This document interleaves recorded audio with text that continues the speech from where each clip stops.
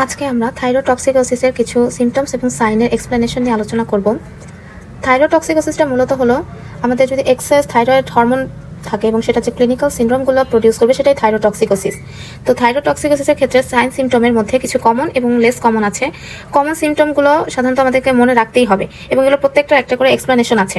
তো first of all আমরা জানি যে থাইরয়েড হরমোন যখন এক্সেস থাকবে T3 এবং T4 এরা হচ্ছে মূলত আমাদের শরীরে মেটাবলিজম, সিম্প্যাথেটিক অ্যাক্টিভিটি এবং অক্সিজেন কনজাম্পশন এগুলোকে বাড়িয়ে দিবে।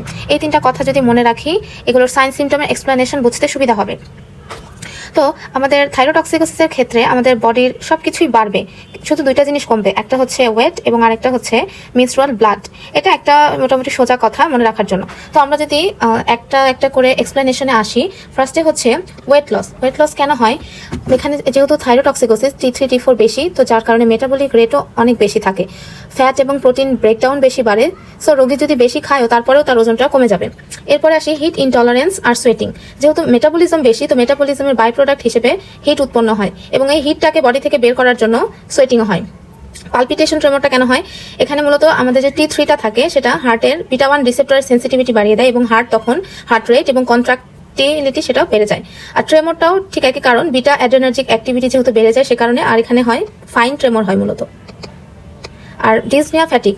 ডিসনিয়া হচ্ছে মূলত আমরা আগে বলেছি যে অক্সিজেন কনজাম্পশন কিন্তু থাইরোটক্সিকোসে বাড়ে। সো যখন অক্সিজেন ডিমান্ড বেড়ে যাবে তখন কিন্তু ডিসনিয়া হবে এবং রেসপিরেটরি মাসেলগুলো সাধারণত উইকনেস এখানে থাকে থাইরোটক্সিকোসিসের ক্ষেত্রে এবং আলটিমেটলি ফ্যাটিক হয়ে যাবে।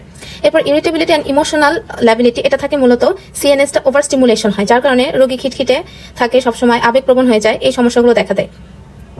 এরপরে হচ্ছে আমরা কিছু লেস কমন সিমটমের মধ্যে চলে আসি, যেমন অস্টিওপোরোসিস। অস্টিওপোরোসিসটা কেন হয়? এখানে মেটাবলিক অ্যাক্টিভিটি বেশি থাকে, যার কারণে বোন টার্নওভারও অনেক বেশি থাকে। বোন রিজার্ভশনটা ফরমেশনের চেয়ে বেশি হয়, আলটিমেটলি অস্টিওপোরোসিস হয় এবং সেখান থেকে ফ্র্যাকচার হতে পারে, লস অফ হাইট। ডায়রিয়া স্টিয়াটোরিয়া কেন হয়? এখানে আমরা জানি থাইরোটক্সিকোসিসে বলেছি সবকিছু বাড়ে, সো গাট মোটিলিটি যদি বেড়ে যায় তখন তো ডায়রিয়া হবে। আর স্টিয়াটোরিয়াটা হয় কেন? এখানে ইন্টেস্টাইনাল ট্রানজিট খুব দ্রুত হয়, অর্থাৎ ইন্টেস্টাইন দিয়ে যখন আমাদের ম্যাটেরিয়ালগুলো খুব দ্রুত পাস করে যায়, ফ্যাট অ্যাবজর্পশন ঠিক মতো হতে পারে না, তো স্টুলে যদি সেই ফ্যাটটা আমরা পেয়ে যাই, এটাই তো স্টিয়াটোরিয়া। অ্যানজাইনা কেন হয়? অ্যানজাইনা হয় মূলত বলেছি আগেই যে অক্সিজেন ডিমান্ড বাড়ে, সো মায়োকার্ডিয়াল অক্সিজেন ডিমান্ডও বেড়ে যায়, তখন অ্যানজাইনা হয়। অ্যাঙ্কেল সোয়েলিংটা হয় মূলত হার্ট ফেলিওরের কারণে। হার্ট ফেলিওর কেন হয়? হার্টে যেহেতু পালপিটেশন থাকে, হার্ট খুব দ্রুত পাম্প করতে থাকে, সেখান থেকে কার্ডিয়াক ফেলিওর, হার্ট ফেলিওর হয় এবং সেটা হয় হাই কার্ডিয়াক আউটপুট ফেলিওর। তার কারণে অ্যাঙ্কেলে পানি চলে আসতে পারে। আর আমরা তো জানি হার্টের প্রবলেমে সবার আগে পানি কোথায় আসে? সাধারণত আমরা বলে থাকি পায়ে পানি চলে আসে।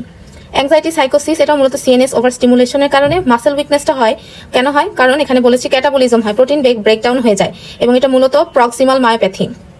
পিরিয়ডিক প্যারালাইসিস হওয়ার কারণ মূলত হাইপোক্যালিমিয়া হয়, কারণ এখানে যে আমাদের পটাশিয়াম আছে সেটা ইন্ট্রাসেলুলার শিফট করে, সেলের ভিতরে ঢুকে যায়, সো আলটিমেটলি ব্লাডে পটাশিয়াম কমে যায়। হাইপোক্যালিমিয়া থেকে পিরিয়ডিক প্যারালাইসিস হতে পারে, সব গ্রুপের ক্ষেত্রে না, চাইনিজ অ্যান্ড আদার এশিয়ান গ্রুপে হয়। প্রোরিটাস অ্যান্ড অ্যালোপেশিয়া, এটার কারণ হচ্ছে আমাদের হেয়ার সাইকেল সেটা ডিস্টার্ব হয়, যার কারণে অ্যালোপেশিয়া হয়। আর প্রোরিটাস এটা হয় মূলত স্কিনের ব্লাড ফ্লোটা বেড়ে যায় এবং আমরা বলেছি যে সোয়েটিং থাকে এই পেশেন্টদের, সেখান থেকে আসলে তার স্কিনে এই সমস্যাগুলো হতে পারে। অ্যামেনোরিয়া অর অলিগোমেনোরিয়া, এটা মূলত হয় আমাদের ইস্ট্রোজেনের মেটাবলিজম ঠিক থাকে না, গোনাডোট্রপিন রেগুলেশন ঠিক থাকে না, এই কারণে অ্যামেনোরিয়া অর অলিগোমেনোরিয়া হয়। আর ইনফার্টিলিটি, স্পন্টেনিয়াস অ্যাবর্শনও সেরকম, এই আগেরটার কারণের মতো এখানে ওভুলেশন ডিস্টারবেন্স থাকে।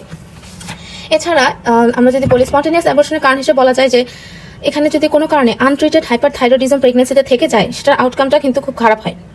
লস অফ লিবিডো, ইম্পর্টেন্স, এগুলো সবই হচ্ছে সেক্স হরমোন ইমব্যালেন্সের কারণে হয়। এক্সেসিভ ল্যাক্রিমেশনটা হয় হচ্ছে মূলত গ্রেভস অপথ্যালমোপ্যাথিতে। এই গ্রেভস অপথ্যালমোপ্যাথিটা আমি একটু পরে আলোচনা করছি। এরপরে হচ্ছে আমরা কিছু সাইন নিয়ে কথা বলবো। সাইন মানে যেগুলো আমরা আসলে পেশেন্টকে এক্সামিনেশন করে পাই, সেগুলো হচ্ছে আমাদের সাইন। তো একদম কমন সাইনের মধ্যে ওয়েট লস, যেটা আমরা বলেছি কেন ওয়েট লস হয়, ট্রেমরের কথা বলেছি। পামার এরাইথেমা হয় হচ্ছে মূলত পেরিফেরাল ভেসোডাইলেশন, যার কারণে হাত লাল থাকে। সাইনাস ট্যাকিকার্ডিয়া পাবো, ইসিজিতে সাইনাস ট্যাকিকার্ডিয়া পাওয়া যাবে কারণ বিটা 1 স্টিমুলেশন থাকে।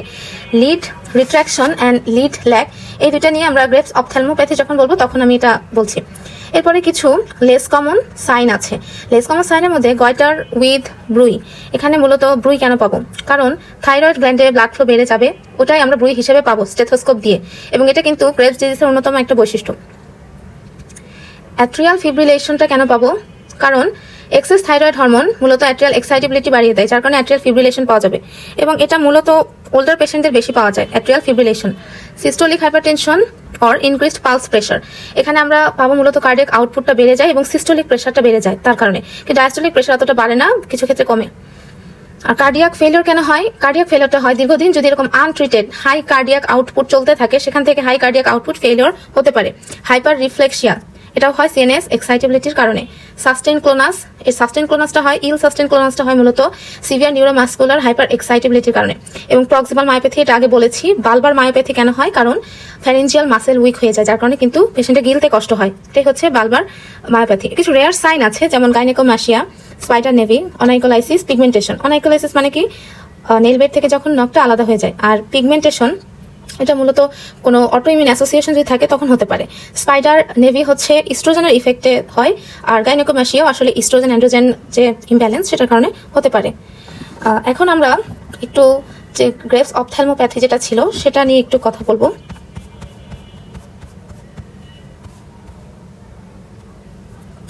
এখানে আমরা সাইনের মধ্যে থাইরোটক্সিকোসিসের সাইনের মধ্যে দুইটা কথা ছিল, একটা হচ্ছে লিড রিট্রাকশন আর একটা হচ্ছে লিড ল্যাগ।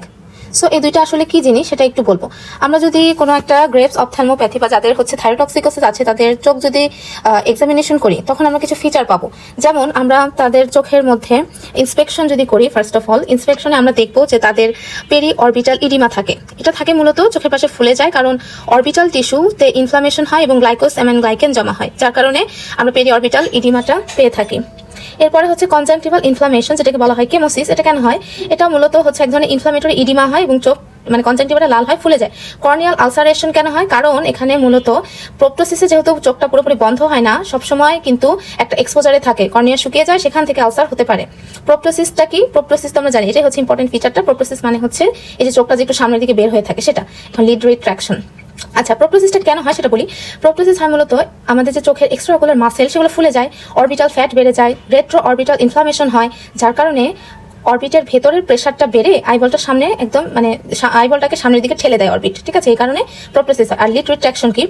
আপার আইলিডটা যদি স্বাভাবিকের তুলনায় উপরে একটু উঠে থাকে সেটাকে বলা হয় হচ্ছে লিড রিট্রাকশন। এই লিড রিট্রাকশনের কারণ হচ্ছে সিম্প্যাথেটিক ওভার অ্যাক্টিভিটি আর লিভেটর পালপিপ্রি মাসেলের বেশি কন্ট্রাকশন, যার কারণে লিড রিট্রাকশন হয়। এরপরে হচ্ছে আমাদের যেখানে রেঞ্জ অফ আই মুভমেন্টের কথা বলা হয়েছে, এটা মূলত আসলে যখন গ্রেভস অপথ্যালমোপ্যাথি থাকে কারো, ওদের inferior rectus medial rectus muscle হচ্ছে কিছুটা ফাইব্রোস থাকে, যার কারণে চোখ নাড়াতে কষ্ট হয়। এখানে লিড ল্যাগ সম্পর্কে একটা কথা বলা হয়েছে। লিড ল্যাগ জিনিসটা কি? লিড ল্যাগ হচ্ছে রোগীকে উপরের দিকে তাকাতে বলতে হবে, তারপর ধীরে ধীরে নিচে তাকাতে বলতে হবে। স্বাভাবিক অবস্থায় কি হয়? আইলিডটাও চোখের সাথে সাথেই নিচে নামে, বাট গ্রেভস ডিজিজে আইলিডটা একটু পিছিয়ে থাকে। পিছিয়ে যেহেতু থাকে ল্যাগ, সেই জন্য এটার নাম হয়েছে লিড ল্যাগ। এটার আরেকটা সাইন আছে, এটাকে বলা হয় হচ্ছে ভন গ্রেভ সাইন, লিড ল্যাগের অপর নাম। এবং এই ছবিটাতেও আমরা দেখতে পাচ্ছি একটা হচ্ছে নর্মাল ডিসেন্ট হয়েছে, আরেকটা হচ্ছে লিড ল্যাগ ডিসেন্ট। যেমন এখানে হচ্ছে আইলিডটা কিন্তু সাথে সাথে নিচে নেমে গিয়েছে আইবলের সাথে সাথে, কিন্তু এখানে কিন্তু সাথে সাথে নামেনি, একটু উপরে আছে। পিউপিলারি রিফ্লেক্স হচ্ছে আমরা এখানে রিলেটিভ অ্যাফারেন্ট পিউপিলারি ডিফেক্ট সেটা পরীক্ষা করি। এখানে কিভাবে পরীক্ষা করি? যদি অপটিক নার্ভটা মূলত যদি কম্প্রেশন হয় তাহলে এফেক্টেড আইতে লাইট ফেললে উভয় পিউপিল ঠিকমতো কনস্ট্রিক্ট করবে না, এটা মূলত একটা অপটিক নিউরোপ্যাথির লক্ষণ।